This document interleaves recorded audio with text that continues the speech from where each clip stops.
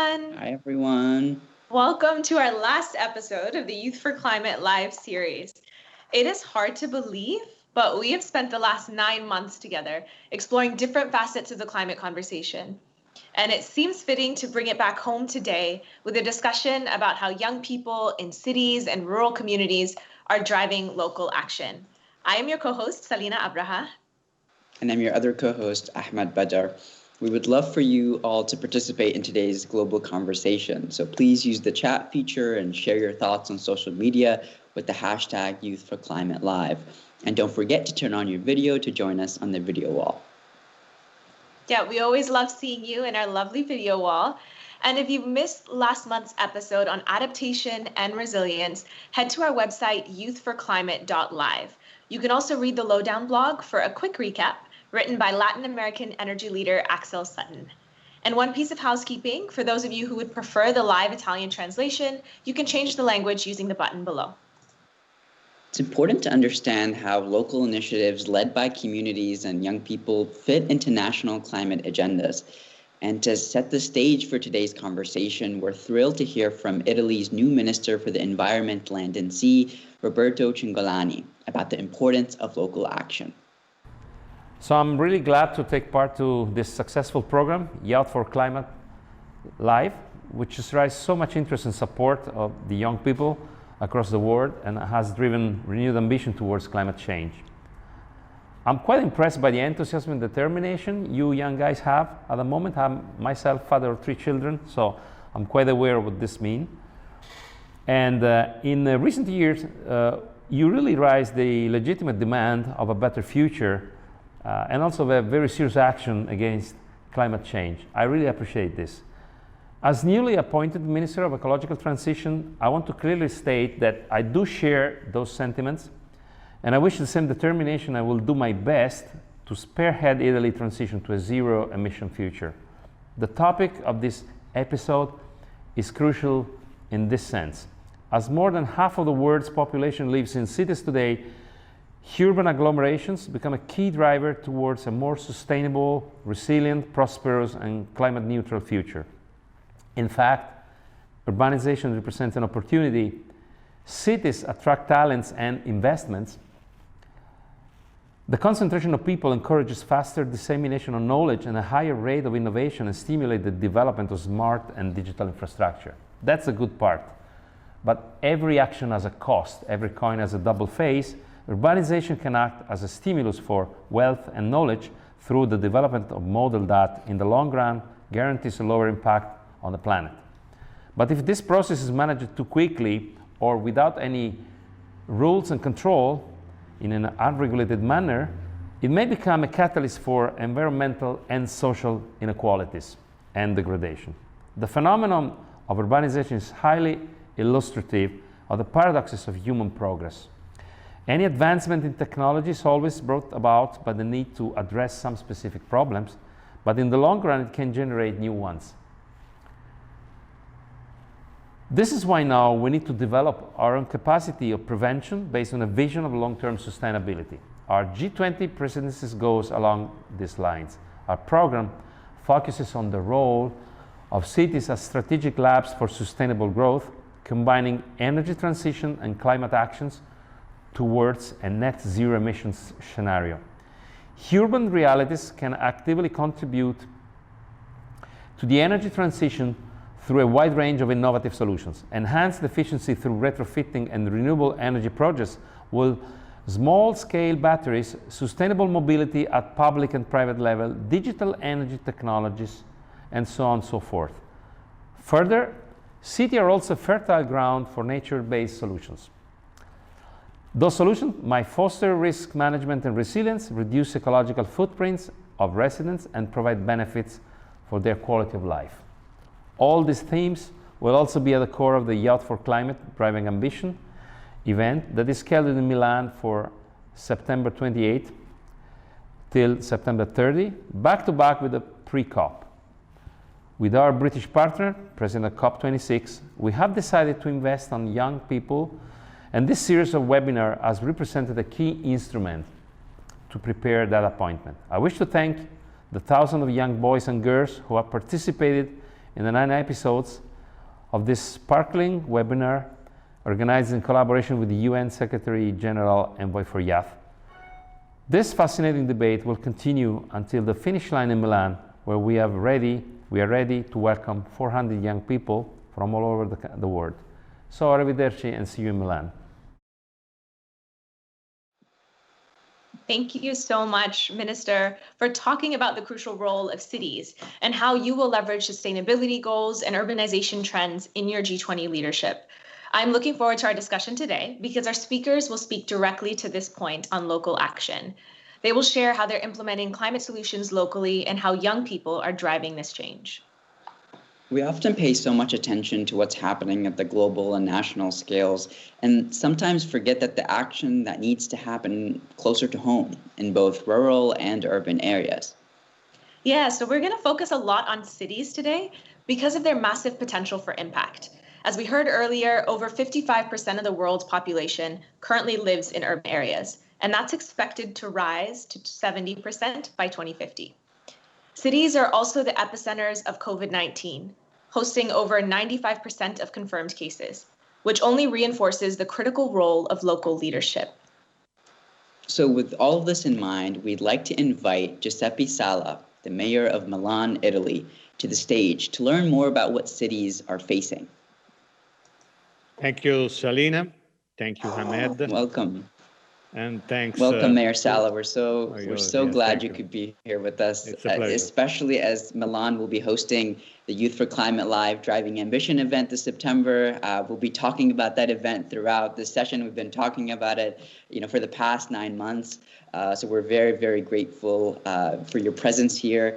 And we'd like to get started, Mayor Sala, with a question about communities around the world. It's been a very difficult year for communities around the world. And we're curious, what are the greatest sustainability and urban development challenges that Milan is facing? And how is COVID-19 affecting progress on those issues? And we'd also love to hear your perspective on how cities can help enhance their country's national climate ambition. Over to you, Mayor. Yes, thank you. I'm very grateful for the opportunity to discuss with you and learn from you experiences and ideas. I feel we need to get to know each other and exchange our ambitious plan for the future. Ahead of the first ever Youth for Climate Summit that, as Mr. Cingolani told us, will be held in Milan. Together with you representatives from around the world, Milan is committed to drive ambition on inclusive climate action. The city has a track record of aspiring commitment, and the painful experience of the pandemic has only reinforced it. Just to remind, we had 5,000 deaths since the beginning of the COVID-19. I believe, for this reason, that while we must continue to focus on preventing the further spreading of the virus and on responding to the immediate needs of our communities, we are also called to provide a long-term vision and to prepare for it as well as possible. This global health pandemic has not only exacerbated a wider social and economic crisis, and let me underline this specific point, but it has also highlighted the danger of the climate emergency to which it is connected. Together with many fellow mayors from many countries, I believe that the recovery from COVID-19 is our chance to create a green and just future we want in terms of jobs and an inclusive economy, resilience and equity, and health and well-being. Now, in my city, for example, this has to do with reclaiming public space and revisiting our collective timetable to jointly create a more sustainable and healthier city life. You might probably have have heard about the 15 minutes city concept, which is familiar also for the citizens of Paris or Melbourne or Barcelona.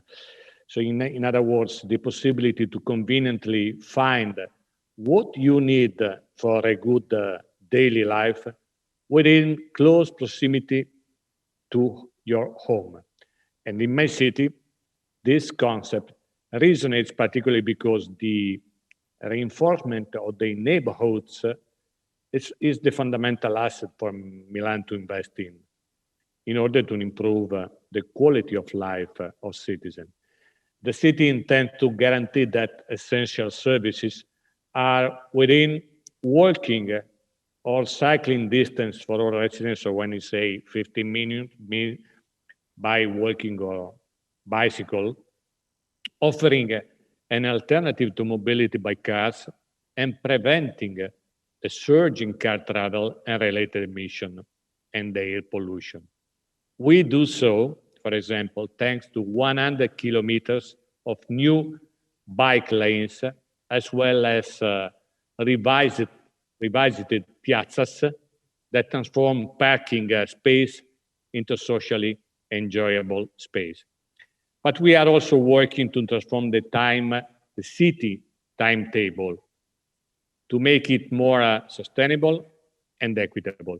For example, through rearranging the opening times for school and shops and offices and making good use of teleworking in ways that make it collectively and individually efficient and useful, so that many people avoid filling up the mass transportation system at the same time of the day. In other words, we are opening the shops at 10:15 in the morning. We are opening the school between 7:30 and 9:30, so in order to divide the flow of people on the mass transportation.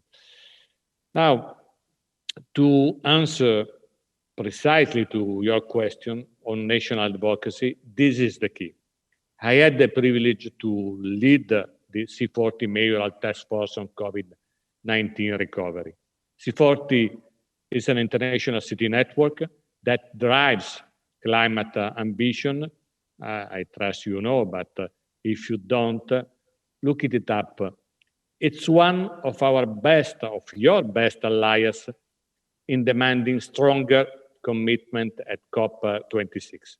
As mayor, we know that cities cannot achieve a green and just recovery alone, and this is a fundamental point. So we put forward 6 key asks to national governments and international institutions to support our effort. Those key 6 asks are: 1, the only stimulus should be a green stimulus. 2nd, support needs to go directly to sustainable cities, as Milan. 3rd, mass transit must be championed. 4th, clean energy must be prioritized. 5th, we must commit to an equitable and inclusive recovery. And 6th, all public subsidy to fossil fuels must end. The underlying research proved that only a small percentage of stimulus funding is currently directed to sustainable recovery. Instead, investing in green solution would create 50 million jobs. For cities, a recovery that is green and just is the only possible recovery, and all the benefits of sustainable and equitable investment for your citizens. This is not only our best chance to avert climate breakdown, but it is also the best thing for our economies and for the health of our people. I am absolutely sure that I cannot say all, but the most part of the mayors around the world are accepting this idea and are working and fighting for this idea. Thank you so much, Mayor Sala. I think you highlighted so many important aspects of this conversation. The importance of the long-term vision, could not be stressed more. And I'm so happy that the long-term vision is attached to very specific and actionable themes and actionable goals. Resilience and equity, health and well-being. They all go hand in hand. And when you mentioned revitalizing public spaces, you revitalize public spaces, and you're also revitalizing public health at the same time. They're going hand in hand. So thank you for joining us. Thank you for leading by example. Milan is the perfect host, for the youth event in September. Thank you so much for joining us, and we're very, very excited to continue the conversation. Pleasure. Thank you. And up next, we're delighted to welcome João Henrique Campos, the mayor of Recife, Brazil. Another mayor, and one who is quite young. Hi, Mayor Campos. Ele é bem jovem. Bem-vindo, prefeito. So we really appreciate you being here with us today. And just to preface it for the rest of the audience, we'll be speaking in Portuguese, so we'll have a translation. So Mayor Sala just laid out some challenges that Milan is encountering, and I'm interested to hear about your experience in Recife. What actions are you taking to put Recife on a path towards sustainability while improving public health and reducing inequality?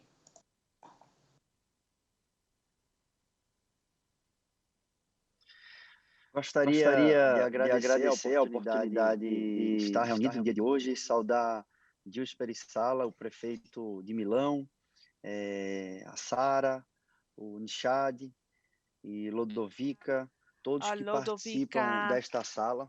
Everybody who is participating in this panel, it's a great satisfaction to be here with you, representing the city of Recife, to speak about this very relevant theme. When we became aware of the challenges for the city of Recife and the pathway for us to overcome such challenges, we can see that Recife was the first city in Brazil to acknowledge the global climate emergency. And this is fundamental for us to address future actions. It's important to acknowledge the difficulties that we would face. So it was the first city in Brazil to acknowledge that, and the first city of Brazil to include in the school curricular the discipline of sustainability and climate emergency. We have a discipline in schools for that. So the students at the school, they can study, they can get to know, and above all, they can devise solutions that will protect the environment and the climate. Today, unfortunately, we rank 16th in the ranking of the most vulnerable cities to climate change. Recife, well, we are at sea level. We have more than 99 urban streams, and this has an effect on the tide level. In a day like today, it's raining, for example, so we have floods in the city. And these floods result from the natural characteristics of Recife because we are at sea level. But what can we do to actually change that? Recife devised a local plan for climate action in partnership with AYCMQA. And today we do have a plan that has been designed for the actions that we have to implement in the short, mid, and long run so that we can reduce the impact of the climate change and work to reduce the climate change itself. So at Recife City, we traditionally take care of the environment, and we have a dialogue with the future and a dialogue with the public health.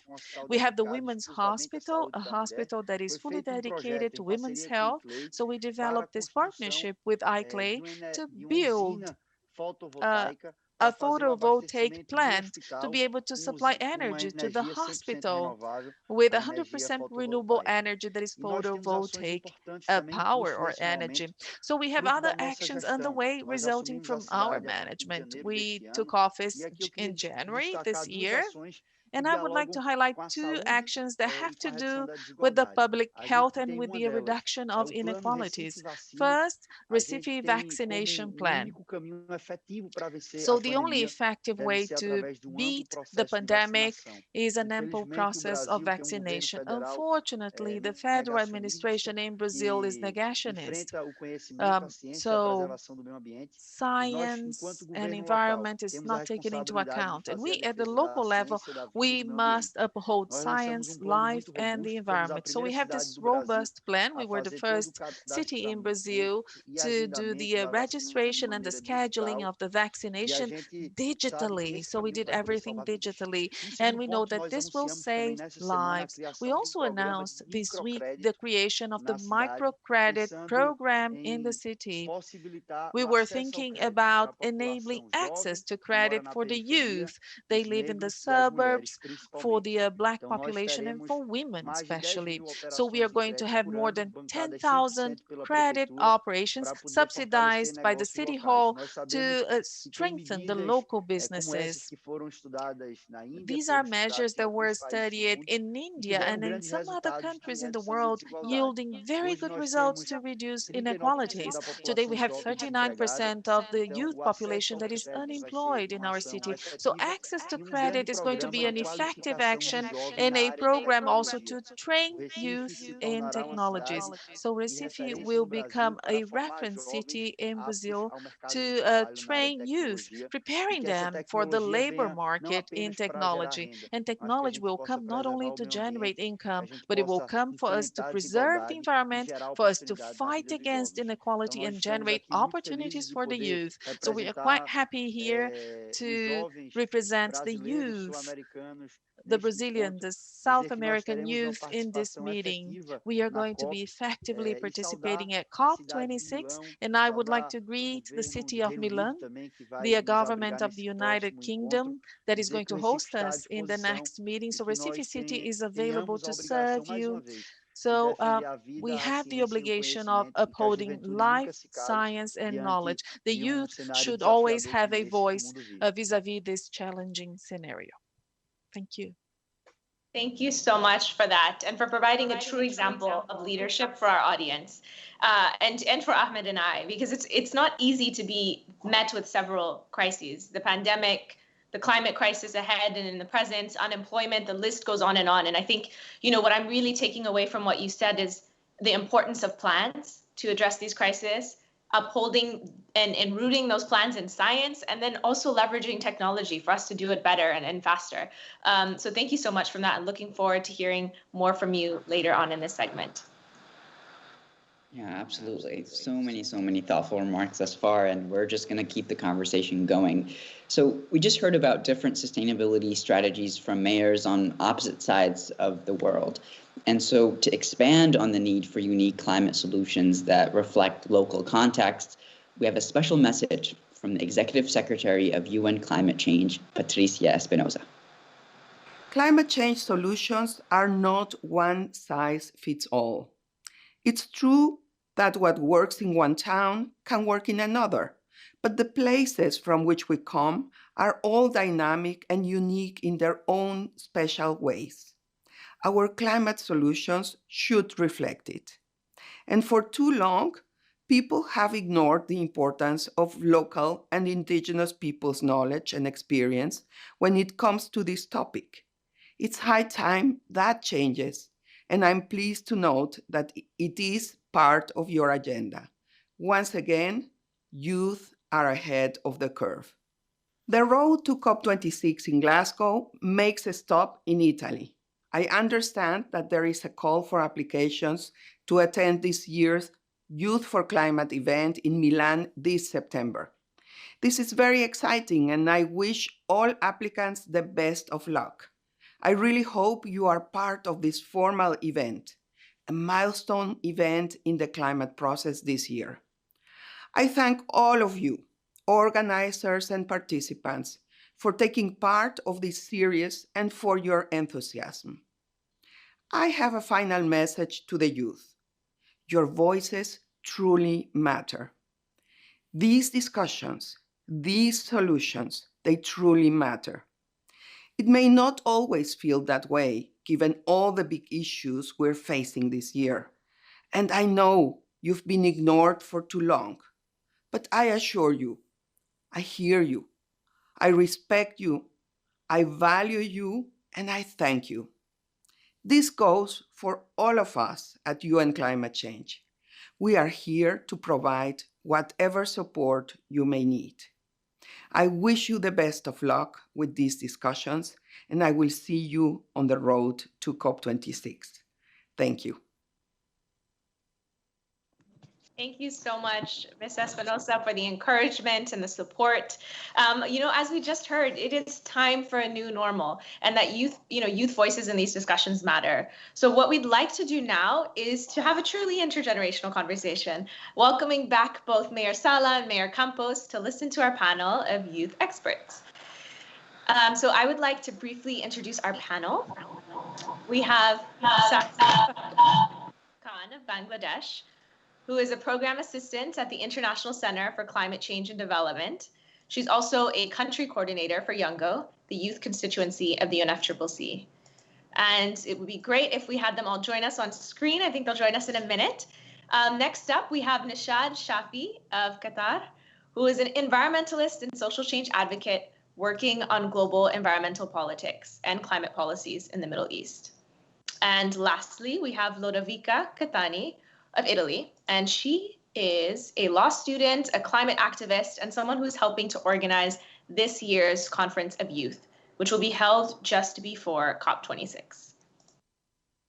So we would love to have our speakers join us on stage if possible.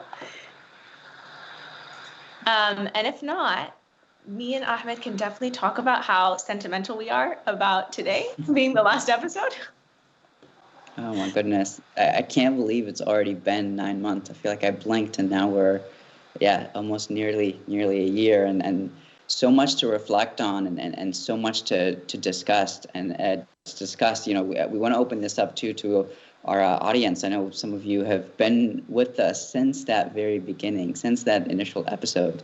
And so we'd love to hear from you as well. And we have, as we continue, we'll ask your questions, we'll ask your thoughts. This is just the beginning. There we go. There are our wonderful speakers. We have so many questions for you, and so we'll pause our reflection for a moment and start with you, Sara.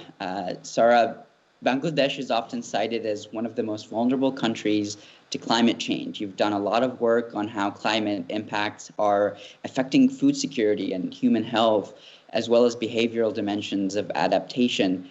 Can you tell us a little bit about how you've seen community-led projects drive local action and maybe specific ways that young people are implementing these solutions?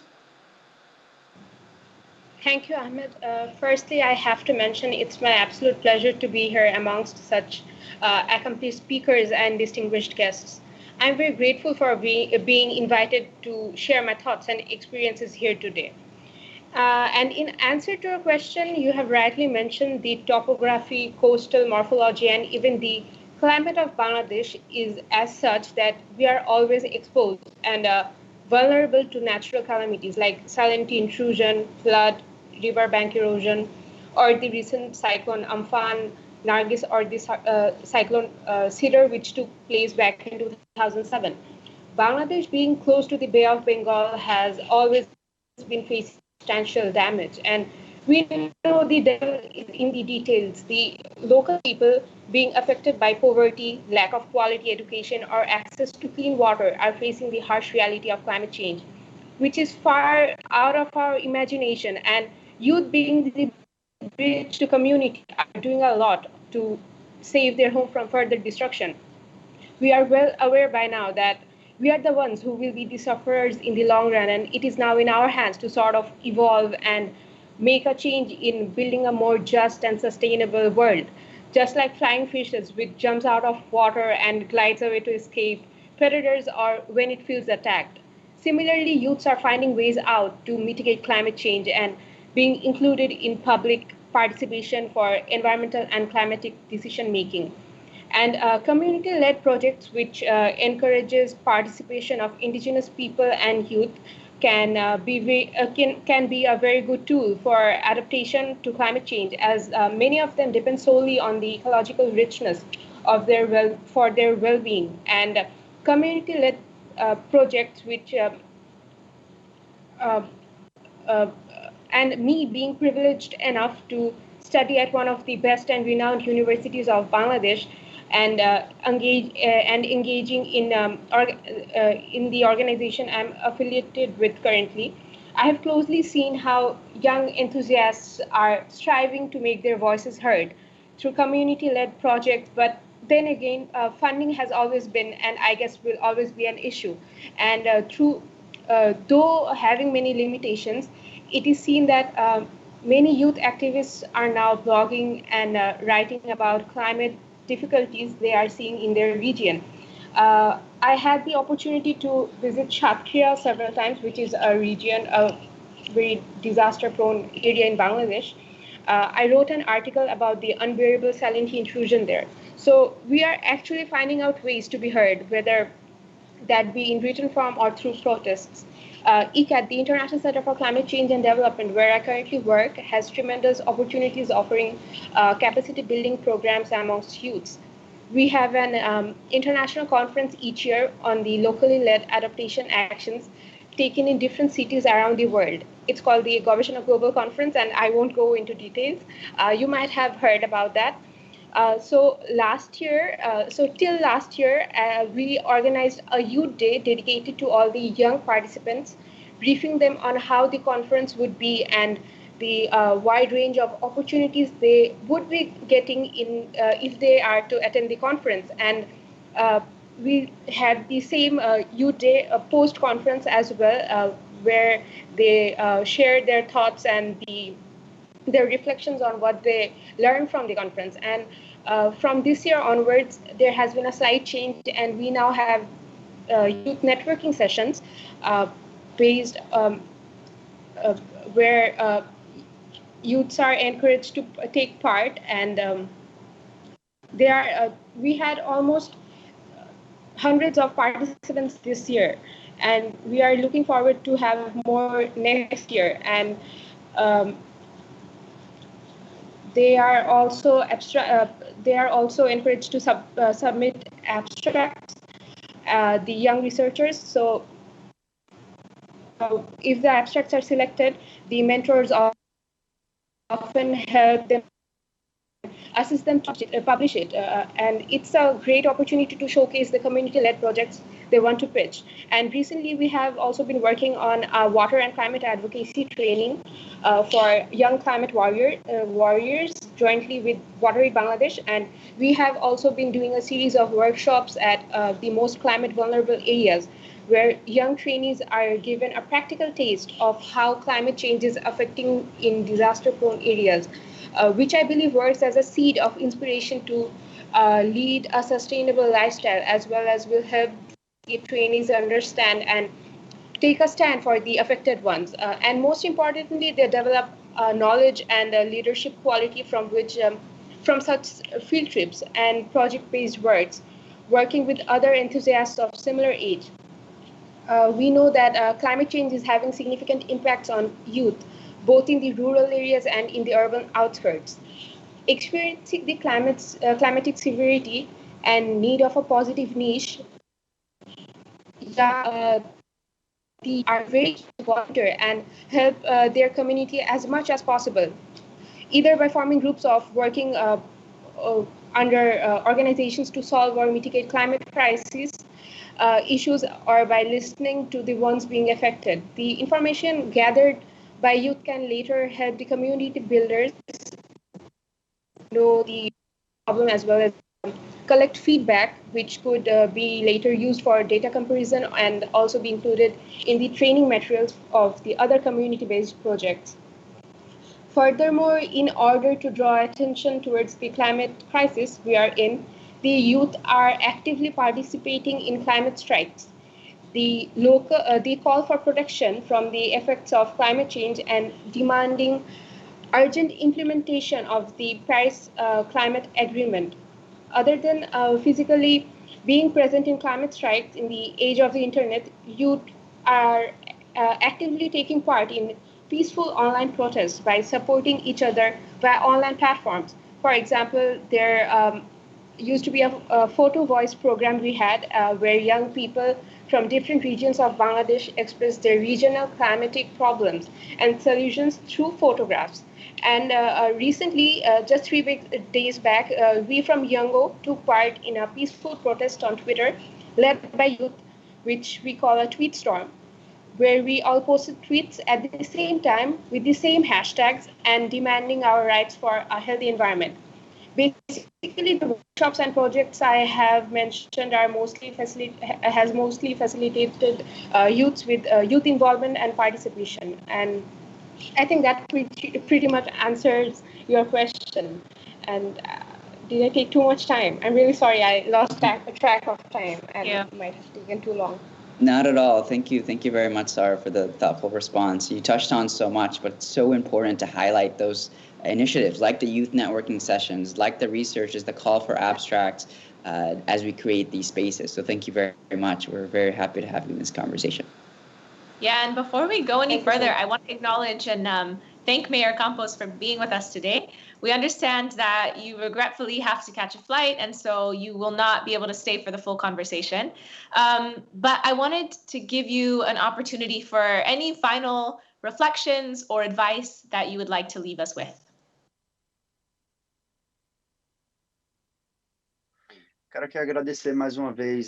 I would like to thank you for the opportunity once again. I apologize that I have to go. We do have some restriction measures being imposed in our city, and unfortunately, I cannot stay the entire panel. But I would like to reinforce the participation of the youth, as we said before, not only at the schools, because at our school curriculum, we have the discipline of climate change and sustainability, as I said before, but we have to devise a local action plan, and this was devised together with the youth in the school environments. So we have two very important environments here. We have complexes around the city where we have classrooms, and they are specifically dedicated to the teaching and the interaction with the environment. And that really attracts the youth in such lessons. So we address this topic on climate change and environment, providing them a concrete perspective. So we need to empower the youth. And I play this very important role here because I am the mayor and I'm just 27 years old, and I know that I represent the youth. And this is very important for their leadership and decision making. We have a whole program to strengthen education, and we address this cross-sectionally. We address entrepreneurship, sustainability, income generation, access to credit, health policies, and in all of these areas, the youth should be at the forefront, promoting innovation and disruption. So thank you once again for the opportunity. I would like to thank YOUNGO. I would like to thank Rodrigo, who is the representative of YOUNGO here in Brazil. And I hope we can do much for our city, and I hope to see you soon again in Milan or Glasgow. And there we'll be able to share the positive actions implemented by our cities to uphold the environment. Thank you very much. Amazing. Thank you so much. I just want to re-emphasize, guys, that is local leadership, 27 years old. When we talk about local action, that doesn't mean, we need to lobby our decision makers. Sometimes we can become the decision makers. So thank you so much for being with us, and best of luck with all the challenges you're facing. So a collective thank you from us all. And now we'd like to turn to Neeshad. You co-founded the Arab Youth Climate Movement Qatar and worked to mainstream climate action across multiple scales. So thank you so much for being here. So my question to you is, how do you translate lessons from these large global conferences into tangible local solutions? And from your experience engaging communities in the Arab world, how do you think local climate measures benefit from greater youth participation? Hi, thank you so much for having me here. It's a great honor to be amongst this panel. Thank you once again for this great honor to me and our organization to represent the Arab Youth Climate Movement in Qatar. Well, to be apt, participating in such a larger conference definitely give young people the voice they need. First of all, that definitely translates to local action when they come back to their home country. A lot to learn from such big initiatives and events, and coming back and putting them to reality is another huge story of its own. What Arab Youth Climate Movement do is basically work on 3 strategies on education and awareness, capacity building, and community development, and policy and advocacy. As a young Arab youth here in Qatar, we have been quite actively working since COP21 in Paris. The idea of Arab Youth Climate Movement is to regenerate the discussion within the community that is from very grassroots level. The idea is to bring that international negotiations to the common man's, especially young people's, mind, rather than the whole conversation around COP is very much, literature work. We wanted to showcase what it does that mean to a local initiatives. So Arab Youth Climate Movement has its own vision to educate and build a movement that can understand and reflect what nature is all about. And our programs and our projects are basically bringing that onto the mainstreaming. So we also believe in evidence-based policies that would definitely help us to mitigate and understand climate change here in Qatar and in the Gulf of the Arab world.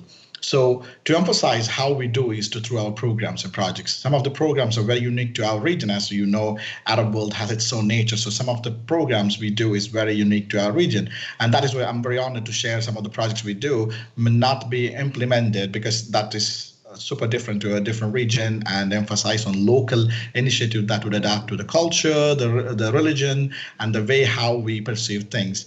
Some of the programs, including eco-literacy for imams, is one of the unique programs we started to bring literary understanding of climate change within the religious affairs, where we educate the imams or the priest at the mosque who has the largest access to the community. So once they are trained, they will use their platform to talk to the community members. So this was one of the programs we launched recently to reach out to the community and through a religious perspective. Another programs we launched amid the COVID pandemic was Environmental Ambassadors Program. We found COVID was a right app to showcase young people that we have a lot to provide to the community through their own social entrepreneurship programs, building their own social enterprise startups that would definitely help bring more local projects. The idea is the same, to bring the young people on the forefront of climate action.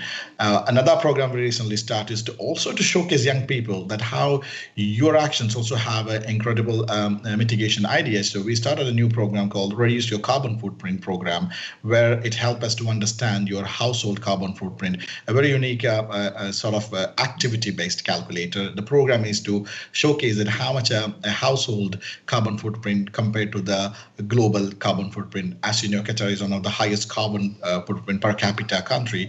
We wanted to showcase the community, how much they are responsible for, and to bringing that community understanding that climate change is a global issue, but it has its own local mitigation techniques or ideas that can definitely have a larger impact when collectively done.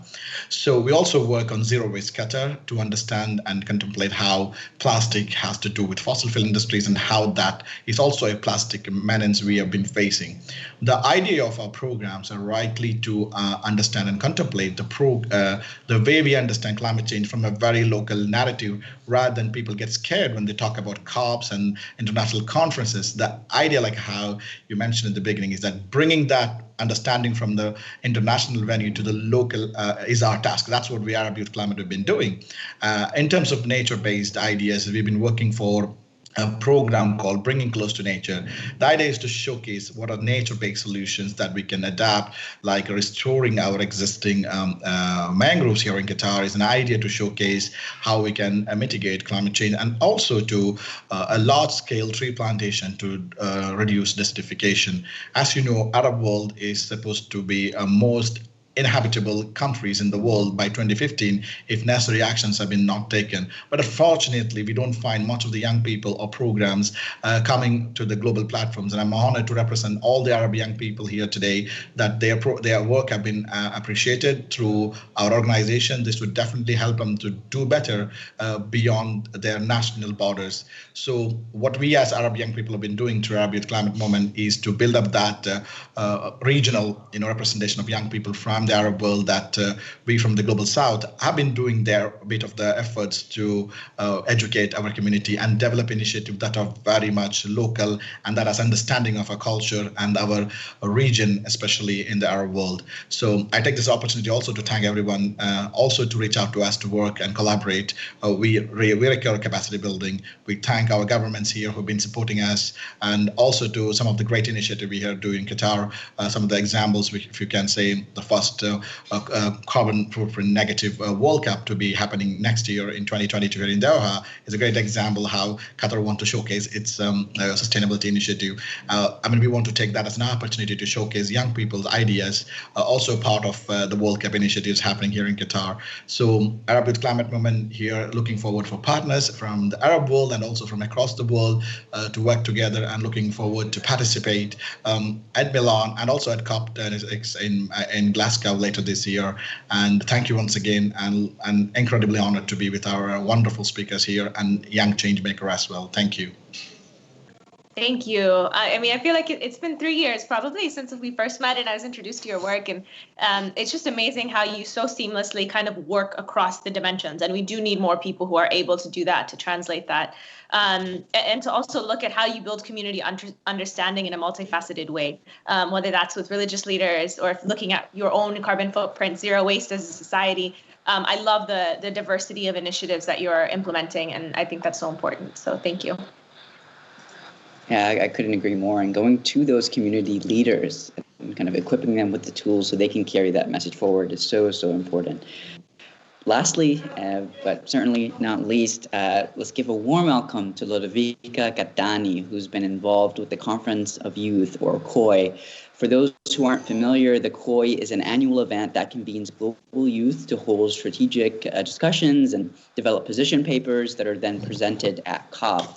Lodovica, you've helped organize a local COY in Italy last December. We'd love to hear from you how that experience was like, and also in what ways conferences be powerful tools to engage and mobilize more young people into taking action. And critically, how can young people watching today in our audience get involved? Thank you so much, Ahmed. I'm actually experiencing a little bit of technical problems, so I cannot see the screen, but I'm connected through my phone at the same time, so I'll have to be a little bit creative in making this presentation about the LCOYs. But thank you so much, Ahmed and Selena, and I'll have to echo Sarah and Neeshad here in thanking you so much for having me here.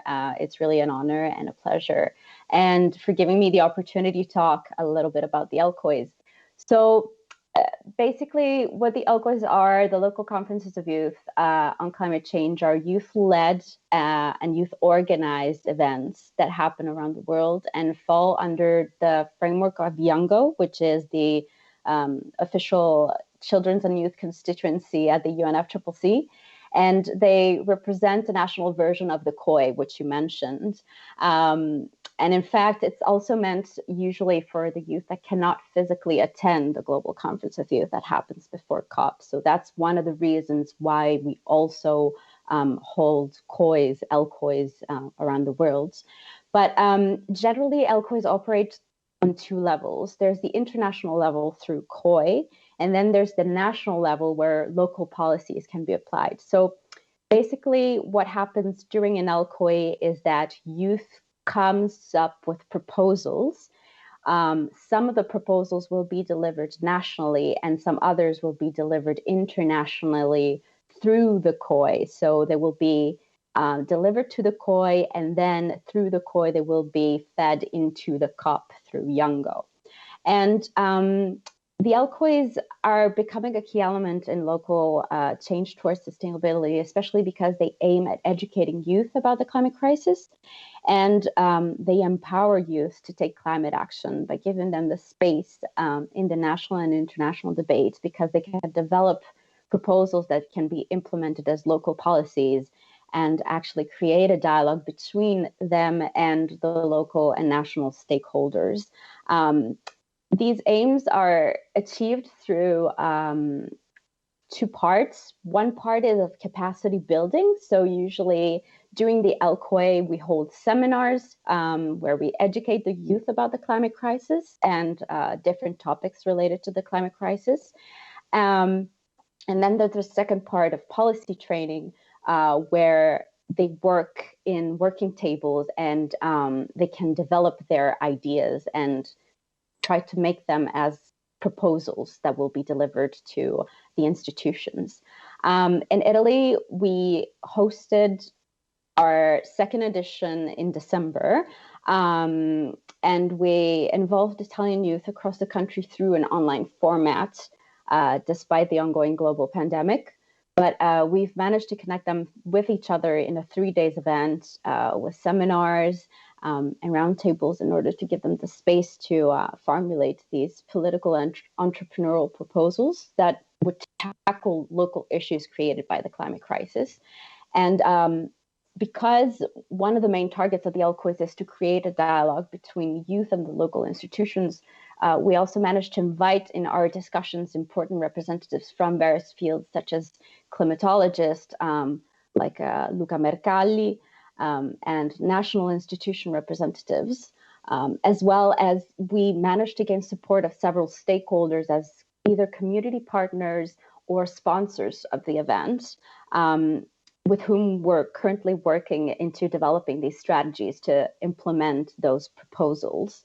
And overall, because it was the second edition, so some people already knew about this, but it had such a positive response that we also received offers from external partners that wish to create alliances and want to implement the LCOY format in other frameworks as a way to promote civic active engagement into matters concerning the climate crisis. So outside of what the narrative of the LCOY, people are starting to see that these kind of grouping of gathering of people that wish to generate ideas and implement local policies is actually a format that is working.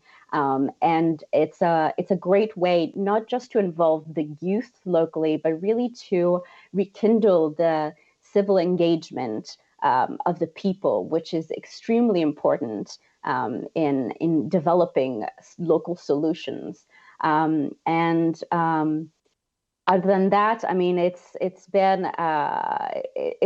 really a positive. It has a positive impact because also we are supported by the network of YOUNGO, which holds several global local COYs yearly. So I've talked a little bit about the local COY Italy, but there's so many more other local COYs happening even this year. I don't know what will happen exactly with the pandemic, but yeah, local COYs in Latin America, other parts of Europe, in Germany as well. They're very strong, and it's a rising grassroots movement, I can tell, and it's working. People are listening, and it also gives the chance to youth to develop local policies and international policies then when hopefully these proposals will be gathered into one single paper, policy paper, youth statement, global youth statement during the Global Conference of Youth before COP. So yeah, this is how local conferences of youth are being incisive. Thank you so much, Lodovica. It's so important to have that pipeline, right, between the preparation of the proposal and then its delivery to the COP partners. And those seminars and those conferences are so important to, encourage young people who maybe have never written the proposal before and connect them with the resources to do so, as well as folks who already have ideas that are ready to go. So it's really, really important to build those kinds of pipelines and continue to extend them in powerful ways. So thank you so much for that, Lodovica. Yeah, thank you. I remember my first COY. I was just a student walking around and then, understanding how all of these things work. And so I love that element of community building and of, just sharing across young people and experience that happens. It's really exciting. So yeah, if you guys can find one in your country close to you, definitely join, even if it's digital.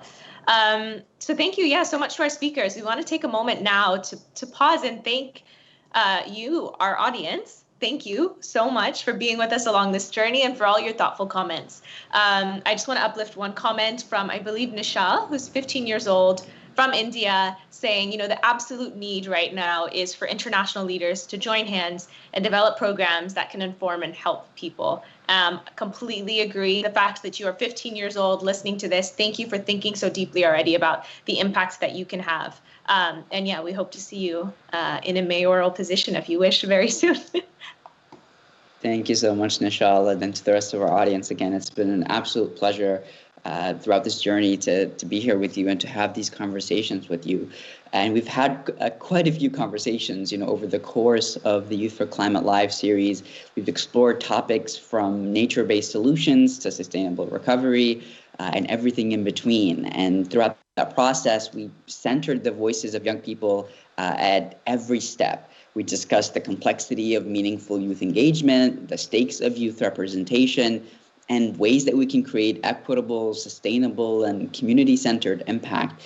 We hope that you will join us in continuing these conversations and help us translate them into powerful climate action around the world. It's been an absolute honor to take part in these conversations alongside you, but this is just the beginning. That is true. And in that spirit, we wanted to revisit a poll from episode 3 on driving youth action. So we would like to now apply this to the local level. So if you guys can please scan the QR code or click on the link that we're putting in the chat to participate in this poll. And to our speakers, please feel free to join in. This is our last one. And the question is, do you engage with decision makers in your community to shape climate policy? Option 1, yes all the time. Option 2, sometimes. Option 3, no, but I'd like to. And from looking at this, just want to give everyone time. This is, I'm looking at this with knowing what our poll results looked like 6 months ago. So really interested to see how this may have evolved. And it seems like, more of you are engaging with decision makers in your community than in the past.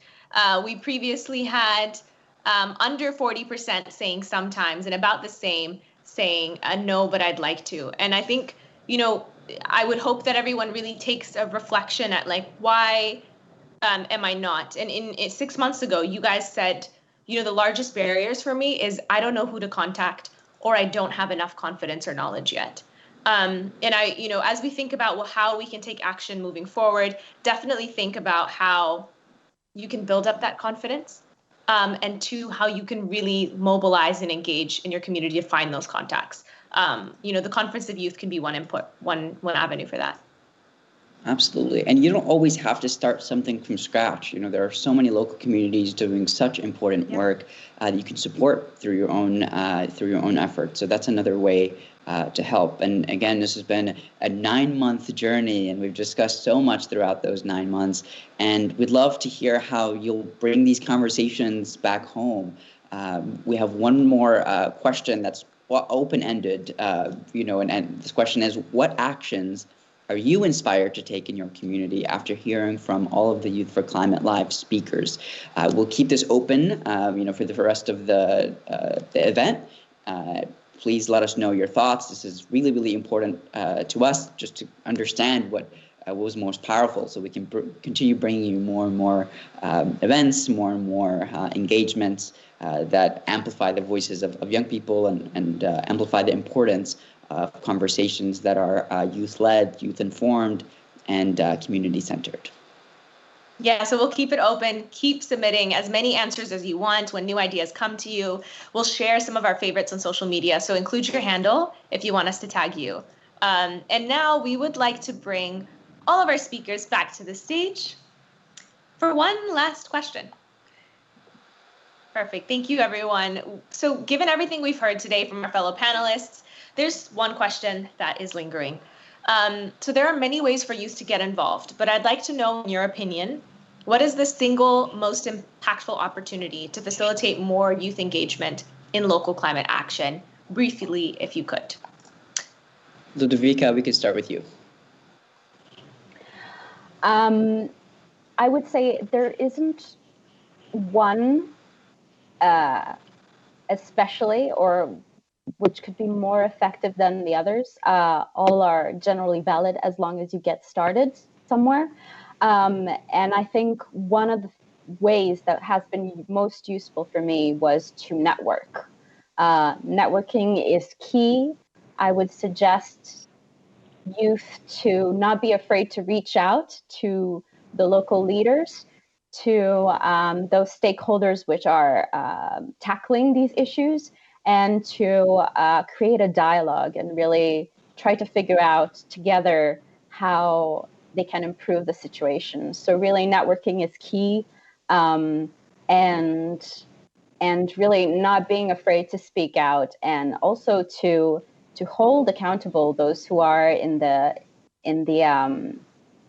policy making position, and create a dialogue with them. I will just take the opportunity I forgot before, just to we will share later the links to link for the LCOYs if anyone is interested on getting involved with those. But that is my take on the question. So networking and reaching out is definitely my answer. Thank you. That would be great. Neeshad, we'd love to know your thoughts. Well, I echo with what actually Lodovica mentioned. It's networking and reaching out to the leaders. You have to keep knocking, because I have heard from many of my friends and colleagues in the climate movement that government doesn't open for conversation. It's the same everywhere, nevertheless, which country you live in, but you should keep your work at the community level, and definitely they will call back to you one day, because they're gonna know that how large your community has built up. So like what Lodovica mentioned, that's like, keeping that engagement, doing the grassroots work, then the government would definitely realize that how large your community is. Now you are speaking on behalf of the community, and they would definitely listen to you. And that is definitely what we require. And more governments are being into that conversation with young people, and bringing them and taking their conversation to a higher level, their future, what they would love to hear. I mean, this conversation have been quite happening. That's what the poll just showed us now. The conversation has been shifting over the last 6 months. So that's a good sign. But like Lodovica mentioned, I would echo the same. Keep your leaders accountable. This is our opportunity, and we have to grab it. Mayor Sala? Yes, thank you. First of all, if I am a decision maker, I understand I have to do more. But let me express my sincere appreciation for your determination and your commitment.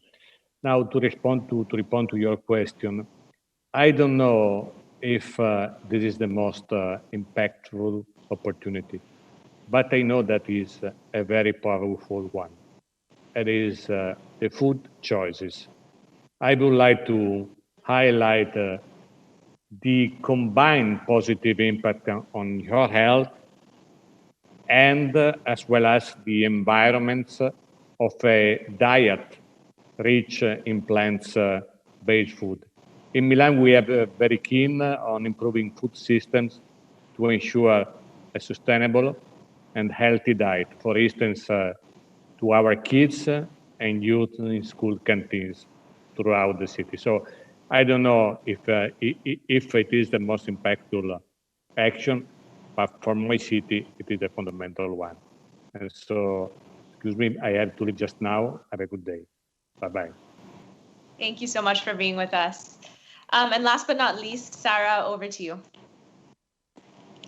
I believe there is no exact equation or mandate for that, but it is very important to create opportunities for youth through trainings where they can actually learn from their own experienced community members. We know that we learn from our experiences. Today we are speaking here from our own experiences, right? And I'm sure we got to learn something new from the discussion we had. Even the audience, they got to learn something new. So if roundtable discussions as such are arranged in local levels, they will have a platform to express their thoughts and ideas, and it can very well showcase youth talents and creativity, as well as encourage other youths to be motivated from experiences or discussions of other like-minded youngsters, and I'm pretty positive they can combinedly come up with a solution in mitigating the impacts of climate change in their regions through this process. And if I could add on to what the other speakers mentioned, young people have a tendency to move to cities seeking for opportunities, whether that be for education or employment. If scopes for development are created in rural areas, youngsters wouldn't have the need to move around derailed. Rather, both the community would be developed, as well as the population in cities could be brought in control. So I guess those are my points. Thank you so much, Sarah, and a huge thank you to all of our wonderful speakers and to you, the audience, for your dedication to learning more about the world's challenges and exploring local solutions at the same time. So again, let's keep this conversation going. You can check out the chat for how to connect with these amazing climate champions on social media. Thank you so much, everyone, again, for joining us. Yeah, and as we close this episode, we are very excited to have a special message from Maimunah Mohd Sharif, Executive Director of UN Habitat, with a call to action for the audience on how to create more sustainable human settlements. Youth actions through the local climate action is much needed, as it is the future generation that will live with weakening of resources and the impacts of climate change.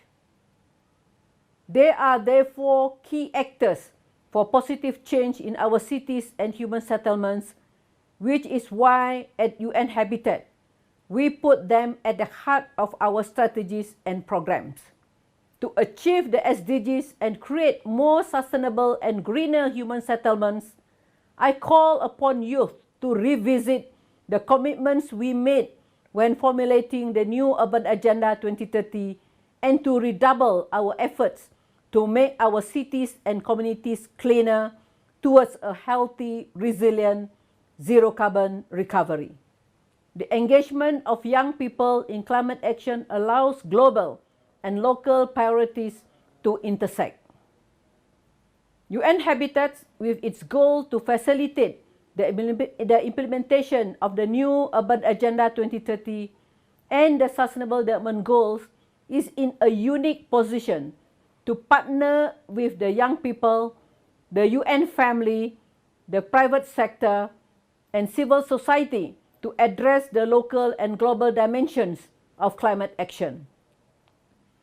As I have said many times, we want to work with you to change the impossible to I am possible.